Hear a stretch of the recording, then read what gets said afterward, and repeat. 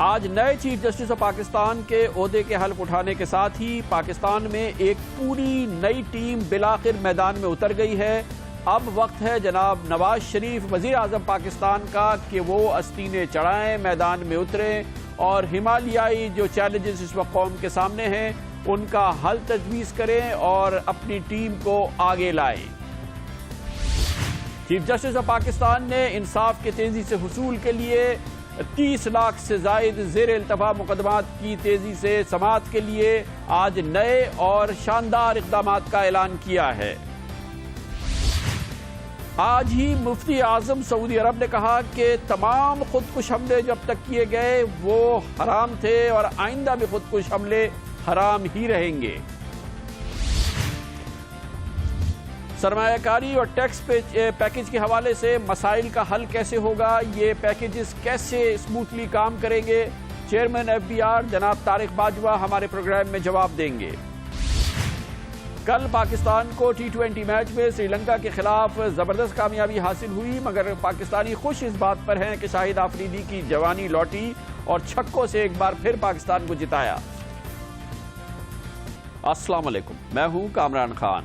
بالآخر پاکستان میں تبدیلیوں کا عمل ختم ہوا اور آج چیف جسٹس آف پاکستان جناب تصدق حسین جیلانی اپنے عہدے کا حلف اٹھا چکے ہیں اور اس کے ساتھ ہی پاکستان میں تمام تبدیلیاں، تمام اعلیٰ ترین عہدوں پر نئی شخصیات ہیں، ایک نیا عزم ہے، نیا ویژن ہے اور اس کے ساتھ پاکستان کے مسائل کو حل کرنے کے لیے اب سب سے بڑی ذمہ داری ہے وزیر اعظم جناب نواز شریف کی، جن کی پارٹی کو گزشتہ انتخابات میں عوام نے واضح اکثریت سے جتایا تھا اور ان کو موقع دیا تھا کہ وہ قوم سے کیے گئے اپنے وعدے پورے کریں۔ اس سلسلے میں جناب وزیر اعظم نواز شریف کے سامنے بہت اہم مسائل ہیں اور اس سے پہلے گزشتہ کچھ عرصے سے یہ سنا جا رہا تھا کہ یہ معاملات اور اس سلسلے میں ایک متحرک قوت اور متحرک انداز دیکھنے میں آئے گا 15 دسمبر کے بعد، جب پاکستان میں تمام تبدیلیوں کا عمل مکمل ہو جائے گا۔ پچھلے چند ہفتوں کے دوران 2 بڑی تبدیلیاں ہوئیں۔ Chief of army staff general Ashfaq Pervez Kayani retire ہوئے، جنرل راحیل شریف نے ان کی جگہ لی اور جسٹس افتخار محمد چودھری تقریباً 8.25 سال پاکستان کے چیف جسٹس رہنے کے بعد ریٹائر ہوئے اور آج جناب جسٹس تصدق حسین جیلانی نئے چیف جسٹس آف پاکستان ہو گئے۔ جسٹس تصدق حسین جیلانی نے چیف جسٹس آف پاکستان کے عہدے کا حلف اٹھاتے ہی اس بات کا اندیا دیا ہے کہ وہ سمجھتے ہیں کہ عدلیہ کے حوالے سے بہت سنگین چیلنجز ان کے سامنے ہیں اور پاکستان کے عوام کی خواہشات کہ انہیں سستا انصاف اور کرپشن سے پاک انصاف ملے، جلد انصاف ملے، اس سلسلے میں انہیں بہت کچھ کرنا ہے کیونکہ اس وقت پاکستان کی عدالتوں میں 30 لاکھ سے زائد مقدمات ایسے ہیں جو زیر التوا ہیں اور ان میں مسلسل اضافہ ہوا ہے پچھلے کئی سالوں کے دوران۔ پاکستان کے عوام میں بھی یہ تصور ہے کہ نہ صرف یہ کہ انصاف سستا نہیں مل رہا بلکہ کرپشن سے پاک نہیں مل رہا اور جلدی نہیں مل رہا۔ وکیل بھی یہ سمجھتے ہیں کہ پاکستان کی چھوٹی عدالتوں میں جہاں پر عام پاکستانی جاتا ہے وہاں پر اب بھی کرپشن ہے اور حالات صحیح نہیں ہے۔ وکیل پاکستان کے موجودہ عدالتی نظام کے حوالے سے کہتے ہیں بالکل ہے، لوور لیول پہ زیادہ ہے، اپر لیول پہ کم ہے، لیکن کرپشن ہے۔ لو لیول پہ، ڈسٹرکٹ کورٹ لیول پہ اور ہائی کورٹ میں تھوڑی کم ہے، سپریم کورٹ میں جاتے ہیں آپ تو پھر اور اس کا جو ہے آپ کو کم نظر آتی ہے، لیکن ہے یقیناً یہ ہمیں بات ماننی چاہیے۔ اور ہماری جو لوئر عدلیہ ہے اس میں تو بہت ہی زیادہ ہے، یہاں پہ آپ جب ڈسٹرکٹ کورٹس میں دیکھتے ہیں تو یہاں پہ بہت زیادہ کرپشن ہے، ہر سطح پہ ہے۔ عدالتی نظام جو ہے وہ مستقل کرپشن کا شکار ہے اور شدید ترین کرپشن کا شکار ہے۔ ایون کوئی چھوٹے سے چھوٹا کام بھی اگر کوئی عملہ، ججز کو تو ہم نہیں کہہ سکتے لیکن جو عملہ بھی ہے جہاں سے کرپشن اسٹارٹ ہوتی ہے، جب ان سے ہم کوئی کام کرانا چاہتے ہیں، لیگلی کام بھی کرانا چاہتے ہیں تو وہ صرف اور صرف اگر پیسے نہ دیں تو وہ ہلتے بھی نہیں۔ یہی وہ چیلنجز ہیں جو جناب Tassaduq Hussain Jillani chief justice of Pakistan کی حیثیت سے ان سے نبردآزمہ ہوں گے۔ عوام کی بھی سننی ہوگی، وہ عوام جو کہ اپنے مسائل کو لے کے، اپنے کیسز کو لے کے عدالتوں میں جاتی ہے، وہ کس حالت سے گزر رہی ہے۔ میں نے اپنی جیولری بیچی، میں نے اپنے باپ کی طرف سے جو مجھے پراپرٹی ملی ہوئی تھی، مکان ملی ہوئے تھے، وہ میں نے بیچے، میں نے دیے، میں نے منشیوں کو دیے، میں نے ریڈروں کو دیے، سب کو دیتی تھی، لیکن میری سنائی نہیں ہوتی۔ میرے والد صاحب نے 9/6/1990 کو ایک پراپرٹی کا کیس دائر کیا جو آج تک اس کا فیصلہ نہیں ہو سکا اور اس کے دوران وہ وفات بھی پا گئے और जो मैं भुगत रहा हूँ। कोई कानून नहीं हैगा। 4-5 साल हो गए ने मैं खजल होनी हाँ, बड़ी मुश्किल से पैसे पैदा करने हाँ ते 2 साल हो गए ने मुंडे बेरोजगार है। मैं किसी दे बर्तन धो के ते वकीलों नूं पैसे देने, वकील नहीं पेश होंदे। ये वो सूरत हाल है जिसका सामना करना है जनाब तसद्दुक़ हुसैन जिलानी को। अदलिया इस सूरत में उनको मिली है 30 लाख से ज़ायद मुकदमात हैं और जो अदालतों के अंदर के हालात हैं वो आपके सामने हैं, जो अभी आपने वकीलों से भी सुने, आवाम से भी सुने। जनाब तसद्दुक़ हुसैन जिलानी ने आज हल्फ उठाने से पहले ही कल ही इस सिलसिले में अपने अहदाफ का तयन कर लिया था। कल एक इशाइये से जो कल शब हुआ उसमें ख़ास तौर पर उन्होंने कहा था कि इख्तियारात के इस्तेमाल में शफाफ ट्रायल का हक़ भी मलहूज़ रखना चाहिए और ख़ास तौर पर उन्होंने कहा था कि अज़ खुद नोटिस का इख्तियार इस्तेमाल करते वक्त इख्तियारात की तकसीम को मद्देनज़र रखना ज़रूरी है। आइन ने अदलिया को दीगर इदारों के गैर आइनी इक़दाम का रोकने का इख्तियार दिया है, ये उन्होंने कहा। और आज इस सिलसिले में उन्होंने ठोस इक़दाम का ऐलान किया जिन्हें बहुत अच्छे और बहुत देर से जिनका इंतज़ार था, उन ऐलानात को तस्वर किया गया जो आज जनाब तसद्दुक़ हुसैन जिलानी ने हल्फ उठाने के फ़ौरन बाद दिए हैं, जिसमें उन्होंने कहा है कि आला अदलिया और ब्रांच रजिस्ट्री में अब तक ज़ेर अल्तवा मुकदमात की तादाद सुप्रीम कोर्ट के हवाले से उन्होंने कहा कि 20,456 है। फौरी तौर पर ज़ेर अल्तवा तमाम मुकदमात की कैटेगरी और ज़ेली कैटेगरी बनाई जाए, ये वो अमल है जो इससे पहले कभी नहीं किया गया। उन्होंने ये भी कहा कि ज़ेर अल्तवा मुकदमात के 2 और 3 रुकनी बेंच समाअत करेगी। उन्होंने ये भी कहा जो कि ये भी पहली बार है कि मुकदमात की कॉज लिस्ट 1 माह पहले ही तैयार कर ली जाएगी। चीफ जस्टिस ऑफ पाकिस्तान ने यह भी कहा कि एक ही वक्त में एक ही वकील के मुख्तलिफ मुकदमात अलग अलग अदालतों और ब्रांच रजिस्ट्रीज में नहीं लगाए जाएंगे। ये भी एक अच्छा कदम है जो कि पहली बार लिया गया है। मुकदमात की समाअत की तारीखें मुलतवी करने की हौसला शक्ली की जाएगी, ये भी बहुत ही इसका डिमांड था कि फौरी तौर पर इस पर अमल किया जाए। उन्होंने ये भी कहा कि इस साल सर्दियों की छुट्टियां नहीं की जाएंगी ताकि ज़ेर अल्तवा मुकदमात निपटाए जाएँ। बेंचेस सुप्रीम कोर्ट और तमाम रजिस्ट्रीज में कायम की जाएंगी, ये भी उन्होंने कहा। और इसका मतलब ये है कि इसके साथ ही फौरी तौर पे उस अमल का आगाज़ हो गया जिसकी के जनाब तसद्दुक़ हुसैन जिलानी से चीफ जस्टिस ऑफ पाकिस्तान की हैसियत से तवक्को की जा रही थी। अदालती निज़ाम में और अदालती जो सुप्रीम कोर्ट ऑफ पाकिस्तान में बुनियादी तब्दीलियों का भी अमल शुरू होना है। इत्तलात के मुताबिक अब सुप्रीम कोर्ट ऑफ पाकिस्तान के रजिस्ट्रार जनाब डॉक्टर फ़कीर हुसैन शायद उन्होंने खुद इस्तीफ़ा दे दिया है या बहरहाल ये नया रजिस्ट्रार इसका तयन होगा, क्योंकि जनाब फ़कीर हुसैन 30 जून 2005 से सुप्रीम कोर्ट ऑफ पाकिस्तान के रजिस्ट्रार हैं और साबिक़ चीफ जस्टिस ऑफ पाकिस्तान जनाब जस्टिस इफ्तिखार मोहम्मद चौधरी ने उनकी रिटायरमेंट के बाद उन्हें 2 बार 2-2 साल की इनकी कॉन्ट्रैक्ट में इजाफा भी किया और ये जो अगला उनका कॉन्ट्रैक्ट है वह मार्च में अगले साल ख़त्म होगा। जनाब डॉक्टर फ़कीर हुसैन सन 2005 में सुप्रीम कोर्ट ऑफ पाकिस्तान के रजिस्ट्रार का उनकी हैसियत से उनका तयन हुआ था। पाकिस्तान में जो तब्दीलियों का अमल शुरू हुआ है, इस सिलसिले में जो गुज़िश्ता बड़ी तब्दीली थी वो गुज़िश्ता माह हुई थी 29 नवंबर को, जब जनरल अशफाक़ परवेज़ कियानी अपने ओहदे से रिटायर हुए थे और जनरल राहील शरीफ ने उनकी जगह ओहदा संभाला था। उस तब्दीली के भी असरात नज़र आने शुरू हो गए हैं, जैसे कि आज आपने देखा कि चीफ जस्टिस ऑफ पाकिस्तान की तब्दीली के बहुत पॉजिटिव असरात अभी आपने सामने देखे हुए अहकामात जो जनाब जस्टिस तसद्दुक़ हुसैन जिलानी ने दिए। चीफ ऑफ आर्मी स्टाफ की हैसियत से हल्फ उठाने के बाद जनाब राहील शरीफ ने भी अपनी सिमत का तयन किया। उनसे भी तवक्को ये है कि वो एक नया विजन, नई फ़िक्र लेके आए हैं और पाकिस्तानी फ़ौज की वो उसी हवाले से कमांड कर रहे हैं। 29 नवंबर को वो चीफ ऑफ आर्मी स्टाफ बने थे। पहला जो उनका वर्किंग डे था उसमें सबसे पहले तो उन्होंने पाकिस्तानी फ़ौज के शोहदा की यादगारों पर फूल चढ़ाए थे और कौम की जानिब से और फ़ौज की जानिब से इन शहीदों को नजराना अक़ीदत पेश किया था। उसके 2 दिन बाद जनाब राहील शरीफ ने तफसीली दौरा किया था ISI हेडक्वार्टर्स का, जहाँ पर उन्हें ISI के हवाले से तफसीली ब्रीफिंग दी गई थी, जो कि एक उनका पहला कदम था, जो कि बड़ा कदम जो उन्होंने लिया शोहदा की यादगार पे फूल चढ़ाने के बाद। और उसके फ़ौरन बाद अगले रोज़ वो पाकिस्तानी फ़ौज के उन दस्तों से मिलने गए जो पाकिस्तान की दहशत गर्दी की जंग में कबायली इलाकों में जंग लड़े हैं। शुमाली वज़ीरिस्तान और जनूबी वज़ीरिस्तान पहुँचे जनरल राहील शरीफ और ख़ास तौर पर मीरान शाह में उन्होंने फ़ौजियों से बराह रास्त मुलाकात की और उनकी शुजाअत पर उनको दाद दी। इसके अलावा उसके फ़ौरन बाद अगले रोज़ उन्होंने अपनी पहली कोर कमांडर्स कॉन्फ्रेंस से खिताब किया और 9 दिसंबर को अमरीकी वज़ीर दिफा जब चक हेगल आए तो उन्होंने उनसे मुलाकात की। अमरीकी किसी भी डिफेंस ऑफिशियल के हवाले से उनकी ये पहली मुलाकात थी और उसके फ़ौरन बाद लाइन ऑफ कंट्रोल गए। चीफ ऑफ आर्मी स्टाफ उनकी तरजीहात के हवाले से इस दौरे की भी बहुत अहमियत है। पाकिस्तान और भारत के दरमियान लाइन ऑफ कंट्रोल पे हालात कशीदा रहे हैं। दोनों मुल्कों के वज़राए आज़म कई माह से चाहते हैं कि लाइन ऑफ कंट्रोल के हालात बेहतर हों पाकिस्तान और भारत के।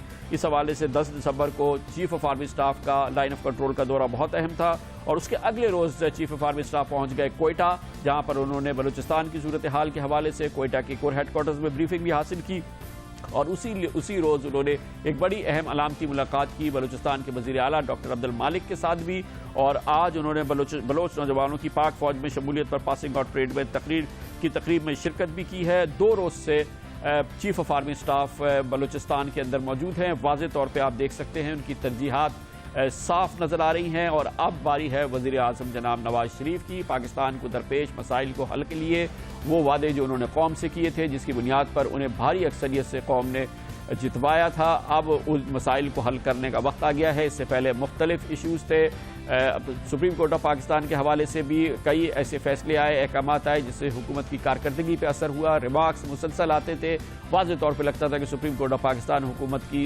خاص طور پہ سابق چیف جسٹس آف پاکستان حکومت کی کارکردگی سے مطمئن نہیں ہے، اور اس حوالے سے مسلسل ان کے احکامات بھی آتے تھے، ریمارکس بھی آتے تھے، بلکہ کئی فیصلے بھی آئے۔ وزیر اعظم نواز شریف کے لیے سب سے اہم مسئلہ اس وقت جو سامنے ہیں، جو مسائل ہیں، ان میں پہلا بڑا مسئلہ یہ ہے کہ ان کی حکومت نے آتے ہی پاکستان کو گردشی قرضوں سے آزاد کرایا تھا، 550 ارب کے گردشی قرضے ختم کیے تھے، لیکن اب پاکستان کے توانائی کے شعبے میں گردشی قرضے ایک بار پھر بڑھ رہے ہیں، اور آج کی تازہ ترین خبر کے مطابق 216 ارب روپے کے گردشی قرضے ہو چکے ہیں۔ جناب نواز شریف کو اس پر فوری طور پہ توجہ دینی ہوگی۔ دوسری جانب پاکستان کے زر مبادلہ کے ذخائر مسلسل تیزی سے گھٹ رہے ہیں، اس سلسلے میں حکومتی اعلانات بھی آئے ہیں۔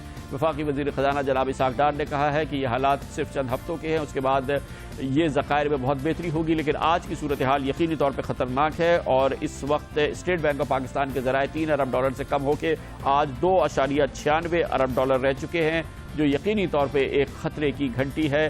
جناب نواز شریف کو اس طرف فوکس برقرار رکھنا ہوگا۔ آج زر مبادلہ کے ذخائر خطرناک حد تک کم ہوئے ہیں، اور آج کی 2.96 ارب ڈالر رہ گئے پاکستان کے اسٹیٹ بینک آف پاکستان میں۔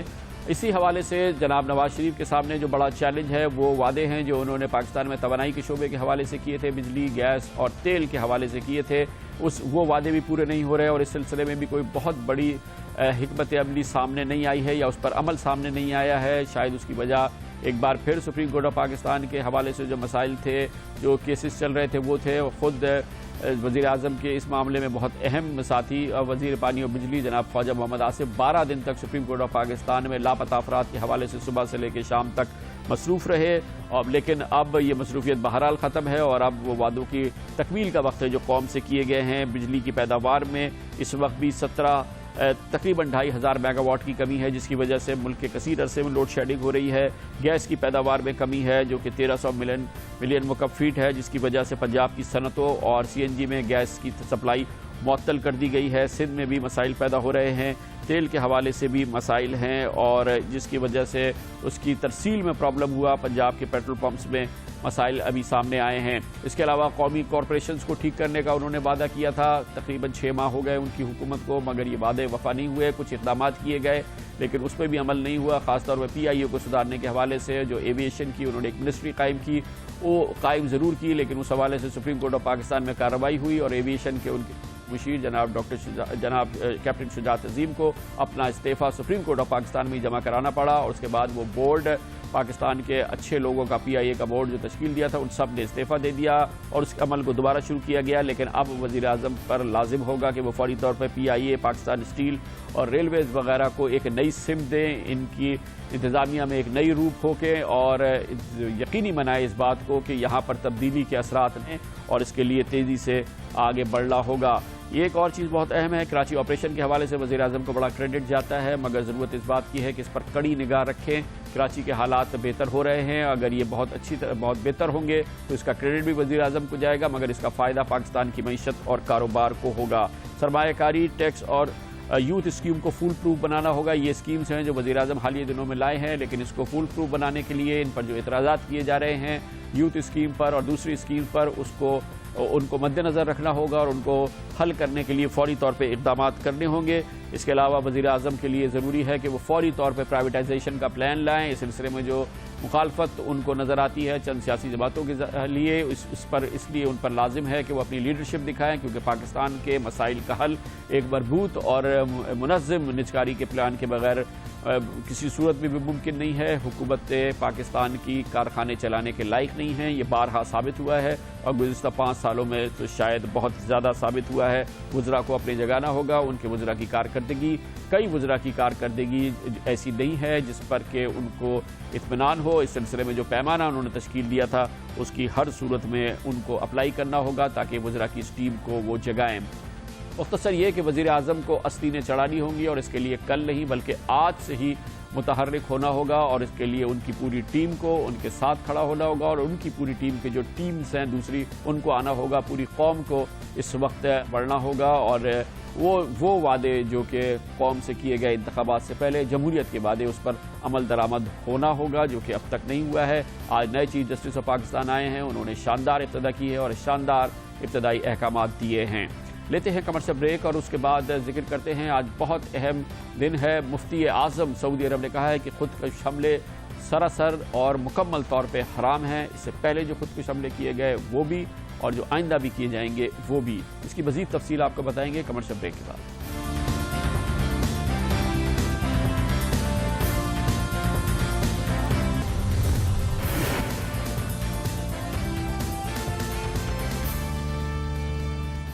مفتی اعظم سعودی عرب کا ایک بہت اہم فتویٰ سامنے آیا ہے جس میں انہوں نے خودکش حملوں کو سراسر حرام قرار دیا ہے.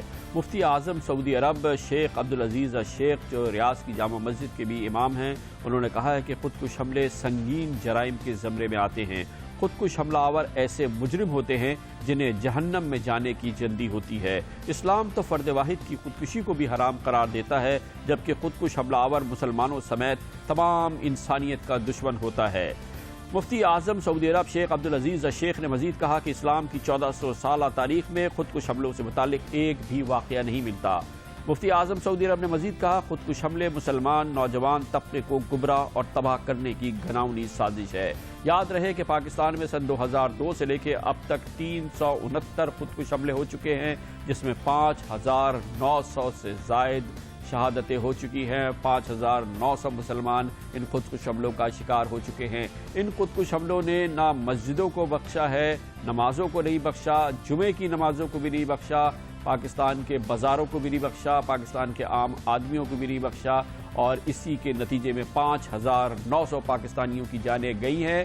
اور یہ سب کچھ ہوا ہے ان 369 خودکش حملوں میں جو کہ پاکستان میں مختلف مقامات پہ کیے گئے ہیں جس کا نشانہ سراسر پاکستانی اور مسلمان بنے ہیں. آج مفتی اعظم سعودی عرب کہتے ہیں کہ خودکش حملہ آور ایسے مجرم ہوتے ہیں جنہیں جہنم میں جانے کی جلدی ہوتی ہے. اس پر ہم مزید بات کرتے ہیں اور اس کے لیے ہمارے ساتھ موجود ہیں مفتی محمد نعیم جو کہ محتمم ہیں دارالعلوم بن نوریہ سائٹ کراچی کے. بہت بہت شکریہ مفتی صاحب. بہت اہم پیغام ہے جو سعودی عرب کی جانب سے سعودی عرب سے آیا ہے. مفتی اعظم کا یہ پیغام ہے وہاں کے کہ خودکش حملہ آور ایسے مجرم ہوتے ہیں جنہیں جہنم میں جانے کی بہت جلدی ہوتی ہے. انہوں نے یہ بھی کہا کہ اسلام کی 1400 سالہ تاریخ میں خودکش حملوں کے متعلق ایک بھی واقعہ نہیں ملتا ہے. بسم اللہ الرحمن الرحیم. مفتی اعظم سعودی عرب نے 2 باتیں کی ہیں. ایک بات سے تو میں اتفاق نہیں کروں گا کہ وہ یہ کہہ رہے ہیں کہ خودکش بمبار جہنمی ہوتے ہیں. بات یہ کہ جہنم اور جنت اس کا معاملہ فقط اللہ تعالیٰ کا ہے کہ وہ جس کو جنت میں چاہیں ڈالیں، جس کو جہنم میں ڈالیں.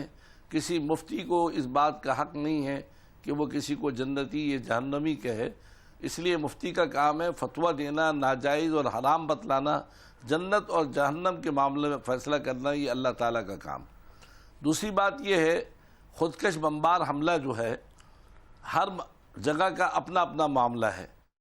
فلسطین کے اندر سب سے پہلے یہ مسلمانوں نے حملے شروع کیے جہاں یہودیوں نے جب ان پر حملہ کیا اور ان کے گھروں کو لوٹا، ان کی عزتوں کو لوٹا، تو وہاں پر انہوں نے اپنی جان کو بچانے کے لیے خودکش حملے کیے اور جس کو سعودی عرب کے علماء نے بھی جائز قرار دیا.